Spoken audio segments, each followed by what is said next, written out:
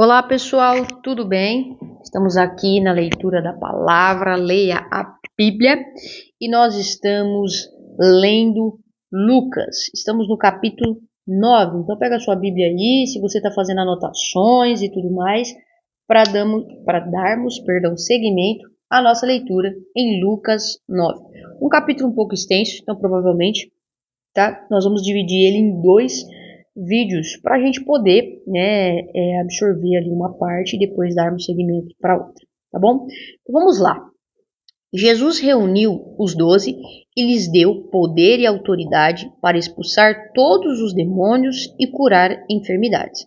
Então nós sabemos que Jesus tinha os discípulos, mas ele tinha os 12 apóstolos. E aqui provavelmente, não está escrito apóstolos, mas são os 12. Então é como a gente chama os 12 apóstolos. E o que Jesus fez? Jesus reuniu eles e deu para eles poder e autoridade. Para quê? Para expulsar todos os demônios e curar enfermidades. Depois os enviou, ou melhor, depois enviou-os para anunciar o reino de Deus e curar os enfermos.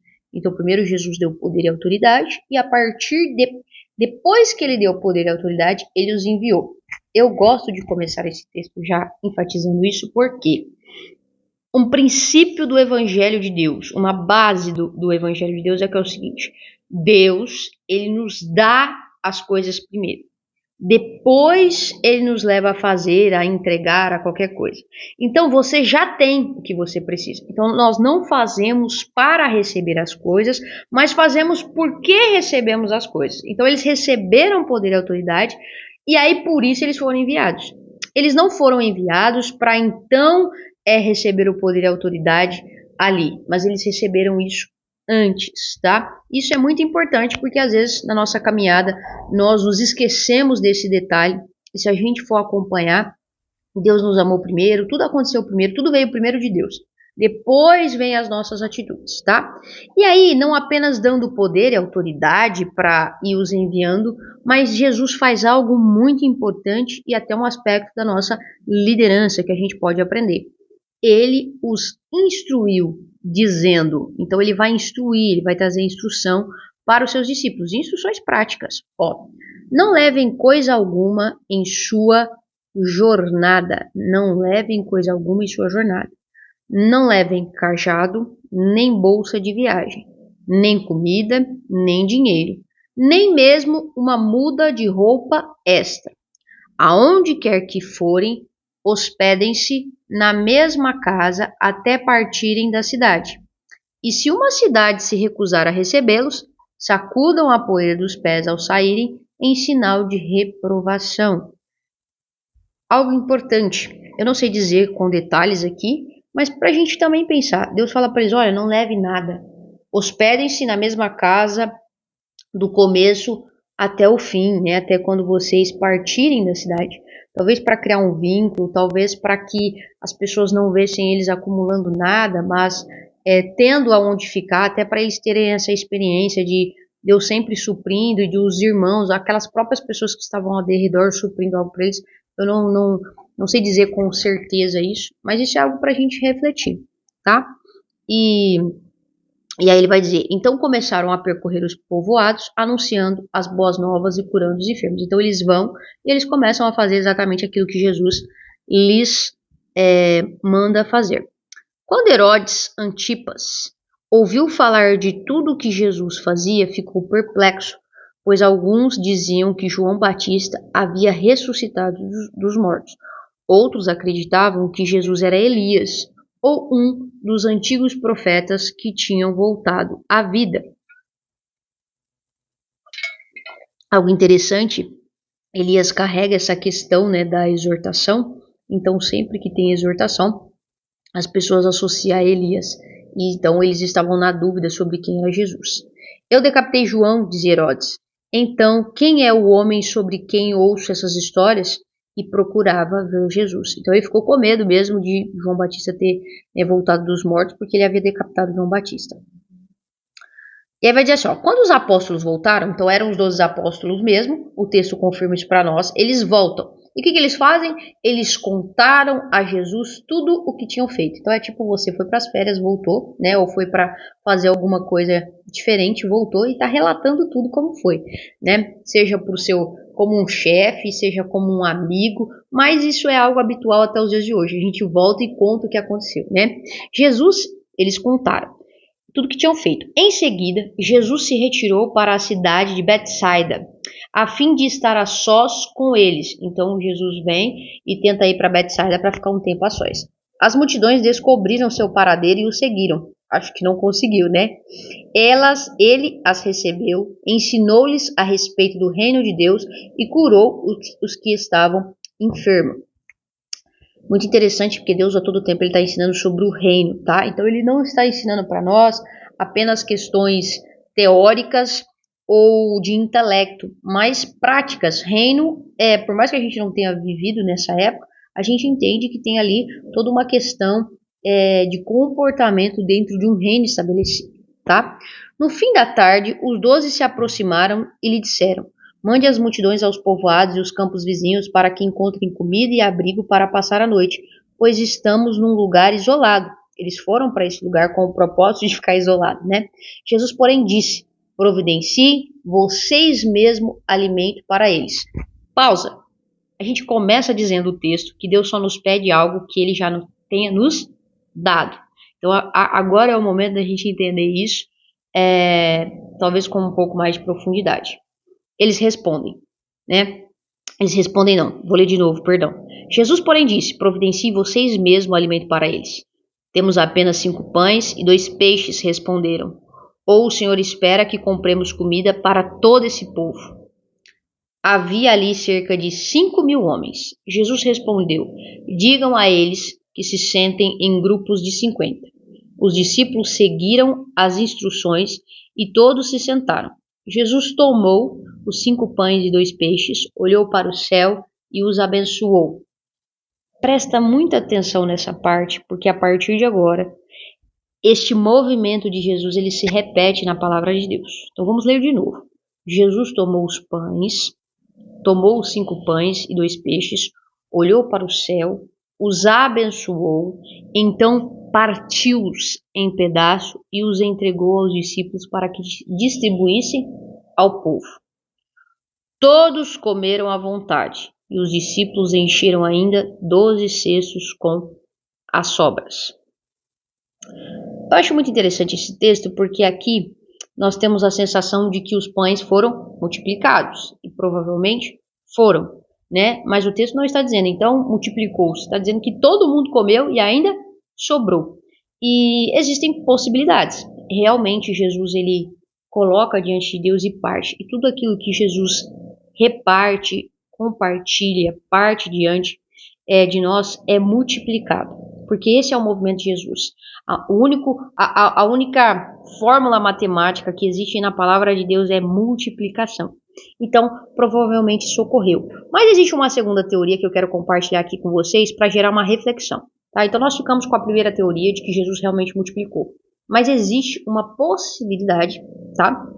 De que talvez quando Jesus senta com aquele povo que está num lugar isolado e começa a compartilhar o pão, aquelas pessoas também carregavam coisas, talvez pães e talvez alguma coisa, assim como o menininho dos 5 pães e 2 peixinhos. Talvez fosse um hábito carregar comida, né? Porque as pessoas viviam em lugares distantes, tinham que andar muito, não tinha acesso, não era qualquer lugar que tinha uma lojinha ou um carro para chegar num lugar rápido.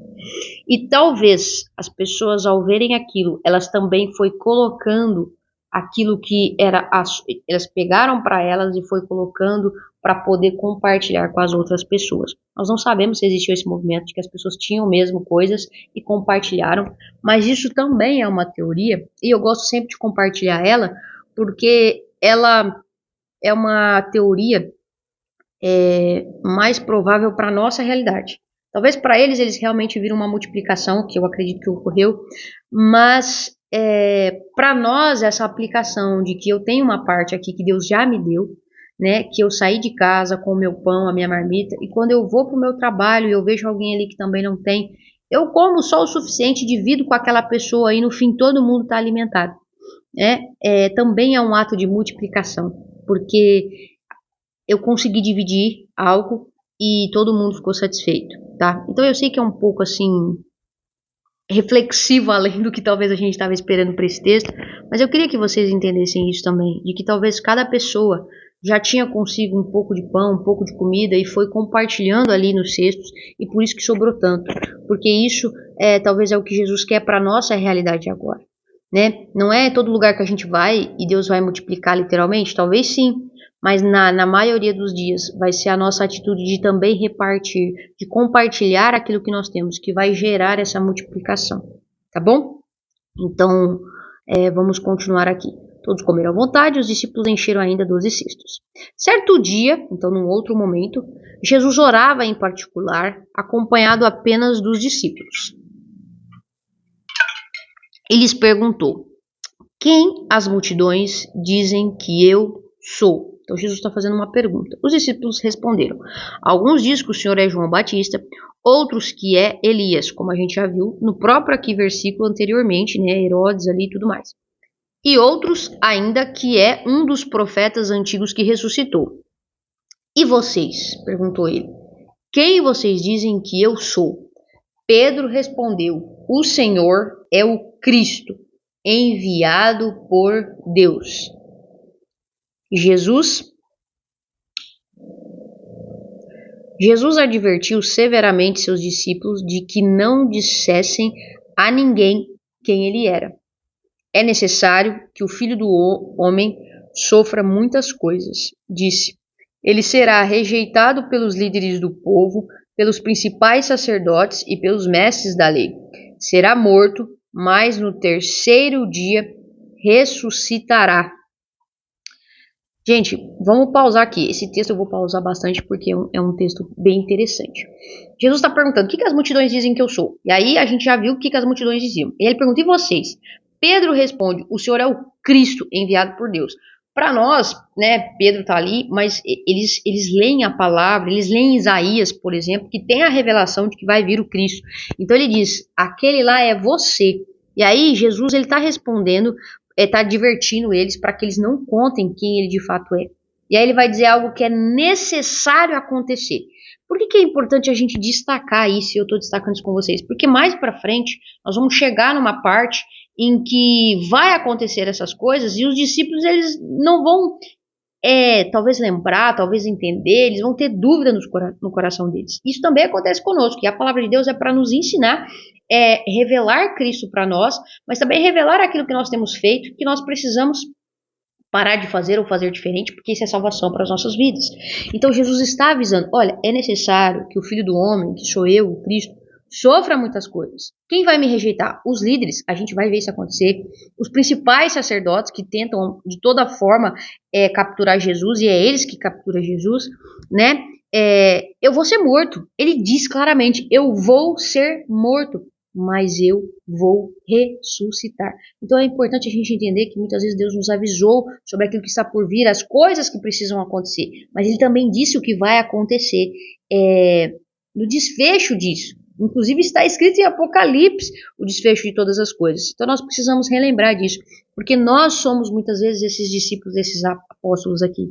Essa é a nossa realidade. Então a gente precisa se colocar nesse lugar também de entender o que Cristo está fazendo. Cristo se revelou anteriormente, Cristo disse o que iria acontecer, Cristo não foi pego de surpresa, né? Mas isso ainda acontece hoje conosco, tá bom? E aí vai dizer assim, ó, disse ele à multidão: se alguém quer ser meu seguidor, negue-se a si mesmo, tome diariamente a sua cruz e siga-me. Se tentar se apegar à sua vida, a perderá. Mas se abrir mão da sua vida por minha causa, a salvará. Que vantagem há em ganhar o mundo inteiro, mas perder ou destruir a própria vida? Se alguém se envergonhar de mim e de minha mensagem, o Filho do Homem se envergonhará dele quando vier em sua glória e na glória do Pai e dos santos anjos. Eu lhes digo a verdade: alguns que aqui estão não morrerão antes de ver o reino de Deus. Então esse texto é muito interessante, porque ele vai dizer: se alguém quer ser meu seguidor, negue-se a si mesmo, tome diariamente a sua cruz e siga-me. Jesus ainda não tinha morrido aqui, né? Então a gente tem que carregar diariamente a nossa cruz, né? A nossa condenação, talvez de alguma forma, eu não sei o contexto histórico daquilo, mas eu sei que cruz era uma das formas de morrer, é a nossa punição ali, mas nós vamos carregar a nossa cruz, nós vamos seguir Jesus, nós vamos terminar como? Morto assim como ele. Mas ele prometeu nos ressuscitar, nos trazer a vida, e nós estamos vivos. Nós estamos vivendo esse processo de morte para também viver o processo de vida em Cristo Jesus, tá? Mas vamos simplificar aqui para não complicar muito, tá? Se nós quisermos seguir Jesus, presta muita atenção, você vai ter que se negar. Existe um eu, existe um ego dentro de mim, existe uma Fernanda que eu preciso negá-la, eu não preciso fazer ela entender Jesus, eu não preciso colocar ela aqui diante da palavra e aí ela vai ser transformada. Não, nós vamos ver lá em João, né, que Jesus tem uma conversa com um homem, ele vai dizer que é necessário a gente nascer de novo. Então é necessário eu negar, é para negar, não é para mim tentar consertar, é para mim negar, sabe? E isso é muito importante porque às vezes a gente quer redimir as nossas vontades. As nossas vontades não são boas. A gente precisa negá-las. É por isso que Deus revelou a vontade dele, porque é dele que é boa. E se a gente entende isso, a gente entende a palavra de Deus. O evangelho não é sobre a gente se tornar bom e agora eu posso fazer as minhas vontades porque ela é boa. Não! É para a gente negar. E quanto mais rápido a gente entender isso, melhor a gente vai viver. Então eu tenho vontades, eu tenho desejos, mas eu preciso negar muitas coisas. Eu preciso me negar. Não me interessa o meu desejo, não interessa a minha vontade. Fernanda, mas isso é complicado. Eu sei, e é por isso que a gente vai se rendendo a Deus para cada vez mais a gente amar fazer a vontade dele. Não existe a gente fazer a nossa vontade. Nunca vai ser a nossa vontade. Sempre vai ser a dele. Mas a gente vai amá-lo, a gente vai desejá-lo, a gente vai compreender o suficiente para que a gente queira fazer a vontade dele, entendendo que é melhor que a nossa. Tá bom? Então isso é muito sério, isso é muito importante, isso é muito profundo e é isso que muda toda a nossa vida e toda a nossa história. Porque agora nós nos rendemos à vontade de Deus. Quando diariamente eu nego a mim mesmo e diariamente eu tomo a minha cruz, diariamente eu entendo, eu encarno isso e eu faço o quê? Eu sigo ele. Eu vou para onde ele vai, não interessa o que eu quero, não interessa mais nada. Eu carrego a minha cruz, eu entendo que eu sou um miserável pecador, que eu não sei ter escolhas, que eu ofendi a Deus, eu cometi algo, eu mereço ser crucificada, mas eu sigo Jesus. E quando eu chegar lá, alguém vai dizer para mim, ele subiu no seu lugar, ele morreu no seu lugar. E aí eu também vou me render e morrer o meu eu e me negar para viver essa vida com ele, porque é seguindo ele que eu estou sendo salva, que eu estou sendo redimida das minhas vontades, e aí eu posso viver a plenitude que Deus tem para mim. Eu sei que isso é complexo, mas esse é o evangelho de Cristo e é isso que nós precisamos entender na nossa vida. Que o Espírito Santo de Deus traga convencimento ao seu coração nesse instante para que a gente entenda o evangelho de Deus. Se você tentar salvar a sua vida, você vai perder. Se tentar se apegar à sua vida, eu estou tentando salvar a minha vida, eu vou buscar Jesus porque ele vai me salvar. Não, Jesus ele quer que a gente morra, que a gente se negue, que a gente perca a nossa vida. Eu não sei o que te ensinaram até agora, mas está escrito aqui, ó, eu não estou inventando. Mas se eu aceito isso e eu abro mão da minha vida por causa dele, eu estou salva. Eu estou salva. E aí fica a pergunta, você está resistindo a isso? Que vantagem tem? Você ganhar tudo que o mundo tem para oferecer, você ganhar o mundo inteiro, mas você perder ou destruir a sua própria vida, porque você decidiu não negar as suas vontades, não abrir mão da sua vida e seguir Jesus. Você tem vergonha dessa mensagem? De dizer, eu não vivo mais para mim mesmo, eu não faço mais as minhas vontades, não interessa o que eu quero. Jesus não está aqui para redimir as minhas vontades, ele está aqui para eu não fazer a minha vontade.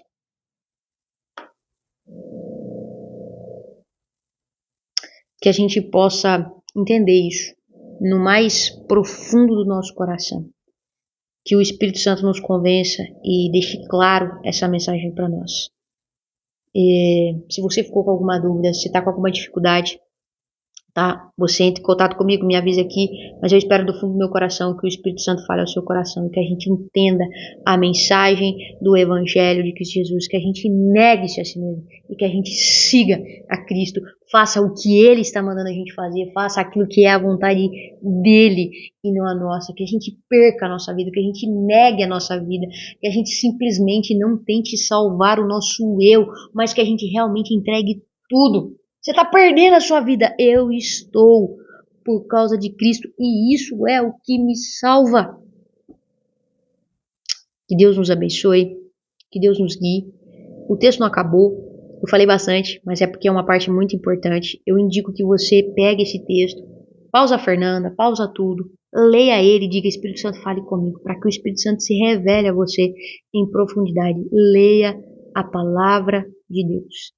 Tá bom? Se você ouvir algum barulho, é porque tem um cachorro roncando aqui, mas eu acredito que não vai aparecer no vídeo, tá bom? E a gente se vê aí pra gente continuar esse texto lindo e maravilhoso. Deus te abençoe. Renda a sua vida a Jesus. Ele quer te salvar.